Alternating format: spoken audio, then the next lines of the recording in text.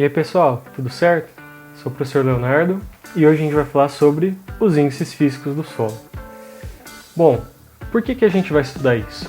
Porque basicamente quando a gente olha para o solo, ele é formado por uma parcela de grãos, que são sólidos, por uma parcela de líquidos e por uma parcela de ar.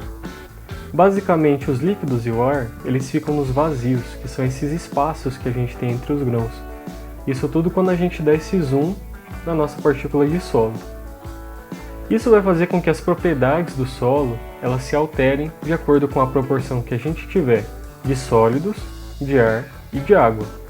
Então o solo ele vai ser mais ou menos resistente, mais ou menos permeável, vai deformar mais ou menos, né? Ele vai ser mais fácil ou menos fácil de compactar, dependendo dessa relação de vazios.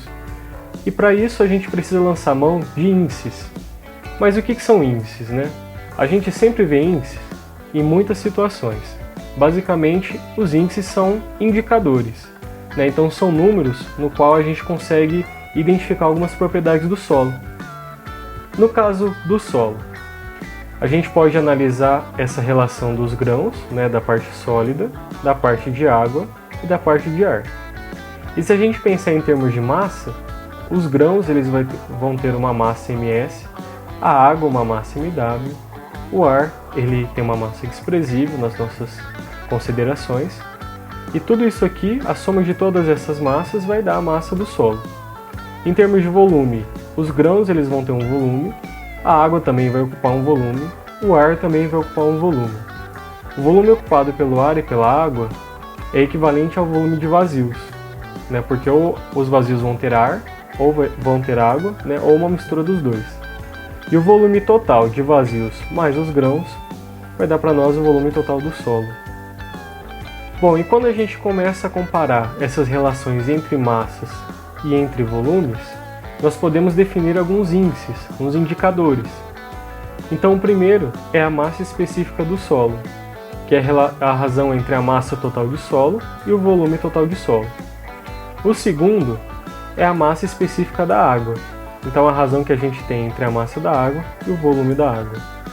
Também a gente pode definir a massa específica seca, ou a massa específica aparente seca do solo, né, que é a razão entre a massa seca, que é a massa de sólidos, né, o ms, e o volume total do solo. Repare que é bem diferente uma da outra.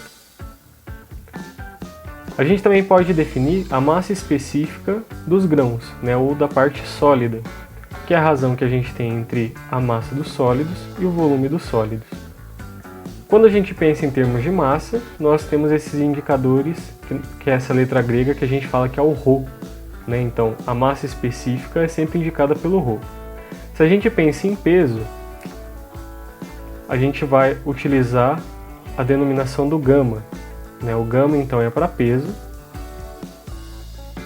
enquanto o ρ é para massa.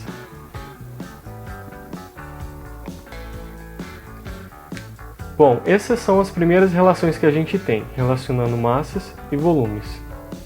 A gente também pode definir o teor de umidade, que é a razão entre a massa de água e a massa dos grãos, a massa dos sólidos.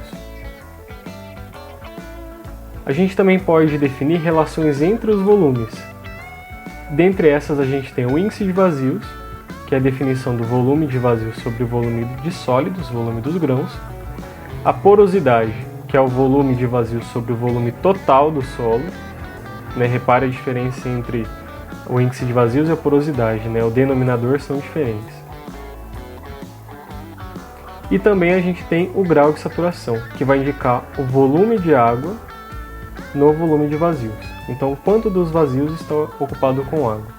Repare que o grau de saturação ele pode variar de 0, quando a gente tem o solo seco, né? Então os vazios eles têm apenas ar, ou 100% quando o solo estiver úmido, totalmente saturado, que a gente diz, né? Então todos os vazios estarão preenchidos com água. Bom, além dessas relações, nós podemos definir correlações entre os índices físicos. Quando a gente considerar, por exemplo, o volume de sólidos igual a 1, a gente pode utilizar a fórmula do índice de vazios, na qual, quando Vs é igual a 1, nosso índice de vazios é igual ao volume de vazios. E substituindo essa informação em todas as expressões, né, a gente consegue ter uma relação da porosidade pelo índice de vazios, e por aí a gente consegue jogar uma expressão na outra da definição, a gente consegue ter as nossas tabelas de correlações. E essas tabelas são muito úteis para que a gente consiga resolver rapidamente os exercícios. Então, um exercício do tipo de índice físico, a gente pode resolver diretamente por esse diagrama trifásico, se nós conseguimos montar, né, esse diagrama trifásico dos solos e utilizando as definições, ou a partir de algumas definições, alguns valores já fornecidos, a gente também consegue utilizar expressões de correlação para a resolução dos exercícios. E é o que a gente vai fazer nos próximos vídeos.